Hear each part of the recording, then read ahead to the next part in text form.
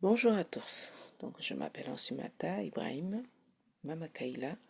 Je viens d'Ikoni, dans la région de Bambao, dans l'île d'Ongazidja, à la Grande Comore, aux Comores.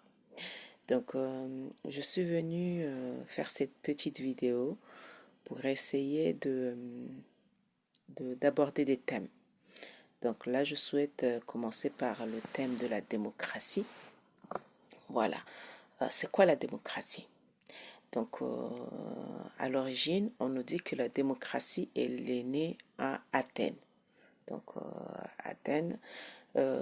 Mais ce qu'on oublie de nous dire, c'est que le père fondateur de la démocratie, Solon, c'est, il a voyagé en Afrique, donc en Égypte, où il a vu un système démocratique où tous les gens étaient égaux. Et du coup, il a voulu apporter ce système-là chez lui. Donc voilà, ça c'est la petite histoire de, de la démocratie. Alors, en France, la démocratie, on dit que la démocratie, elle est née pendant la Révolution française, donc en 1789, 1792. Donc, mais ce qu'il faut aussi savoir par rapport à la Révolution française et à la démocratie, c'est qu'en fait, à la Révolution française, c'est une révolution bourgeoise. Donc, la réalité, c'est que ce sont des bourgeois qui ont voulu partager le pouvoir avec la noblesse. Donc, la révolution est née de, de, de, de, de, de, de, de, de ce conflit entre les bourgeois et la noblesse. Voilà, ça c'est au niveau de la Révolution française.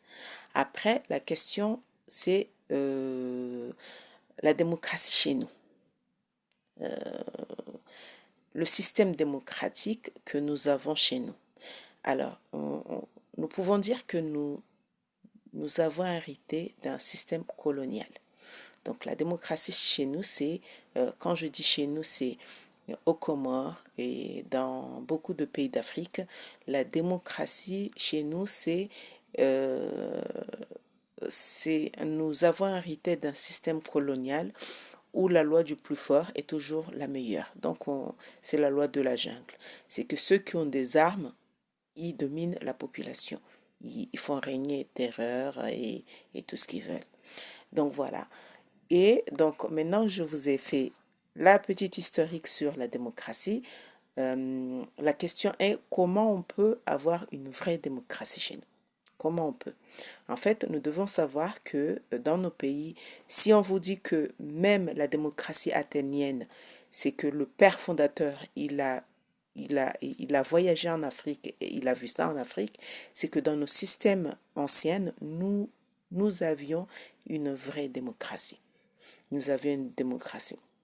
Alors, pour les plus jeunes, peut-être ils s'en rappellent pas, mais nous savions que dans nos villes et villages, nous avons de chefs de village. En fait, la réalité, c'est que dans les quartiers, les gens s'organisent pour élire. C'est comme ça que ça se passait, pour élire leurs représentants, donc les chefs de quartier. Et ces chefs de quartier s'organisent eux aussi pour élire le chef du village. Et les chefs de village se réunissent à leur tour pour élire les chefs de région. En fait, dans le système comorien, on appelle ça les mabédias. Les chefs de région, les mabédias étaient élus par des chefs de village. Donc, les chefs de village se réunissent pour élire les chefs de région et c'est les chefs des régions qui se réunissent à leur tour pour élire le roi à l'époque. Donc à l'époque, le roi était élu, c'était pas héréditaire, c'était pas un système héréditaire où ça venait de famille en famille. L'origine des rois en Afrique, c'est des élections, Et chez nous, c'était les Mabédias qui élisaient les rois. Donc, en fait, aujourd'hui, on va pas élire des rois, mais si au niveau des régions, les représentants des régions élisent les représentants nationaux, ça veut dire ça nous permettra, si on suivait ce système-là, ça nous permettra d'avoir des vrais représentants. Ça veut dire les quartiers, à partir du moment où les quartiers élisent leurs représentants, ça veut dire c'est quelqu'un qu'ils connaissent, qui représente leurs intérêts, et ainsi de suite. Donc, après ces représentants-là, ils élisent le représentant de la ville ou du village, et ceux-là représentant de la région, et ceux de la région représentant nationale. Donc, en fait, on pourrait bénéficier d'une vraie démocratie, et pas coûteux aussi. Donc, là, on n'aurait pas à faire des élections très coûteux où il faut être riche pour avoir une caution, pour pouvoir se payer une caution, pour pouvoir faire campagne, ou soit on est riche, soit on vient d'une famille riche, soit on a des personnes très riches qui financent la campagne et ainsi de suite. Donc, ma petite vidéo vient de là. Donc, comment on pourrait avoir une vraie démocratie, mais avant de vous présenter nos systèmes démocratiques, il fallait faire une petite histoire de ce qui s'est passé en Occident et où nous sommes tombés.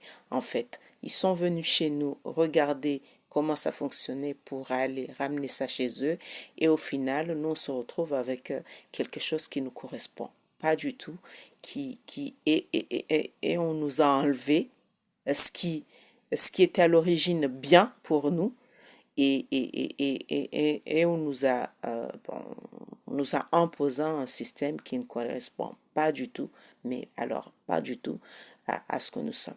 Voilà ma petite vidéo d'aujourd'hui. J'espère que ça vous a plu. Je vais essayer d'en faire d'autres sur d'autres systèmes ou d'autres pratiques et on verra ça. Allez, bonne soirée à tous et bye bye.